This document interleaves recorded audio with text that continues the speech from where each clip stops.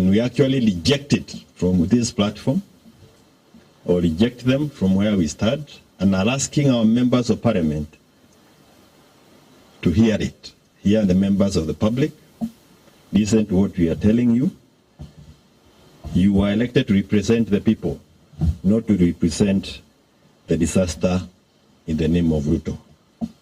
And why do I call him a disaster? He has reduced school feeding program by 2 billion shillings. He has reduced the education budget by 25%. Special education by 35%. The primary education by 20%.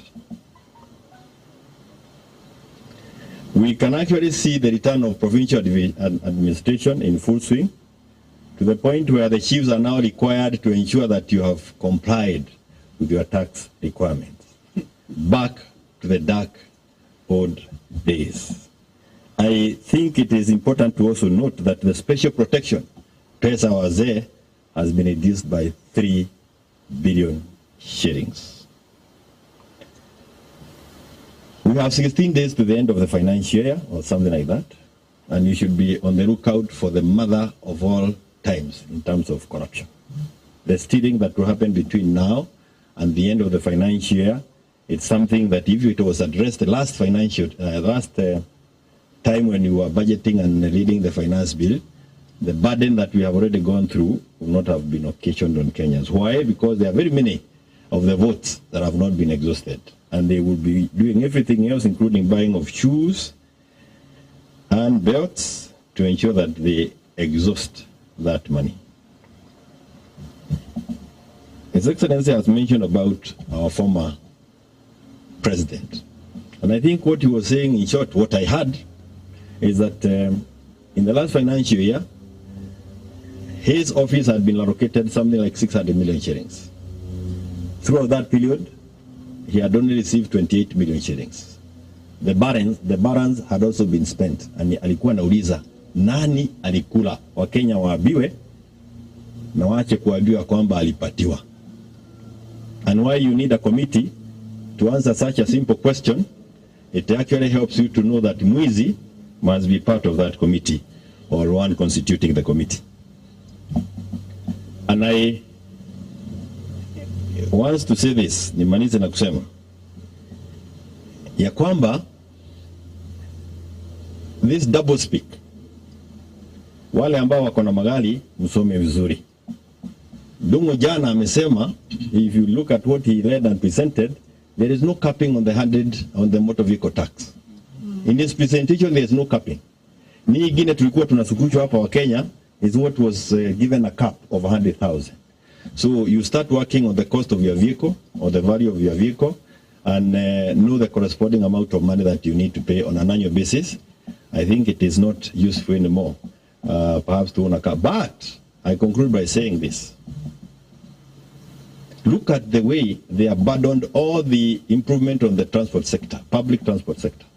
If that had been achieved, many people would choose to use the public transport and avoid buying cars. So you abandon one way and you kill us through the other way. We have a disaster budget, a disaster finance bill, and a disaster regime. Wakenya, let us send these guys home. Let them be a one-term regime.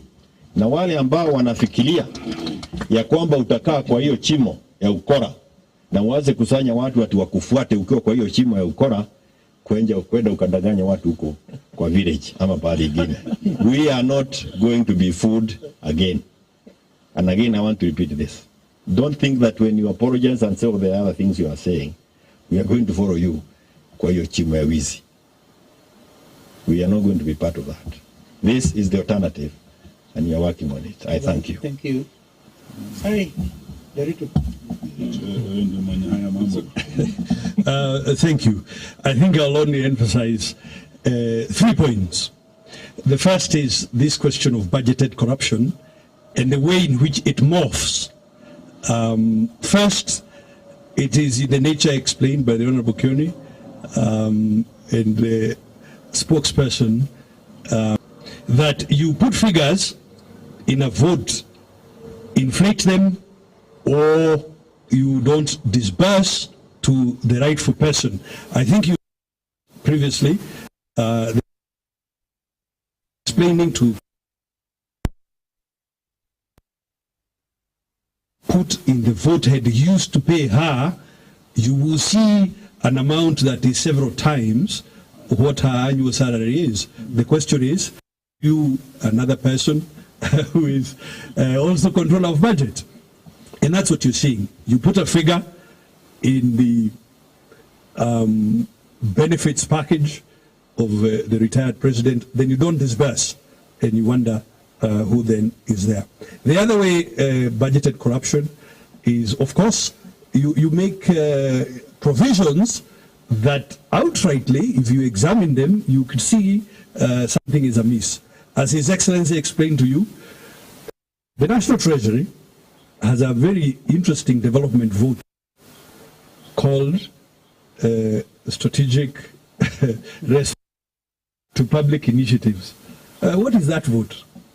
Or is it a slush fund for senior executives in the regime to use for? What is that vote? The second point I want to emphasize is that you cannot grow the economy by increasing taxes. I mean, honestly, ladies and gentlemen, fellow Kenyans, this regime is fond of traveling. They have been to the US today, I understand they've gone to Italy and so on. They are fond of traveling. Throughout the world, governments are reducing taxes in order to stimulate economic activity.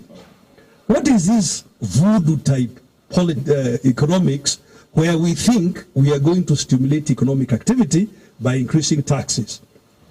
Finally, on the question of public debt, 70% of interest payments paid this year, and this year interest payment and familiar.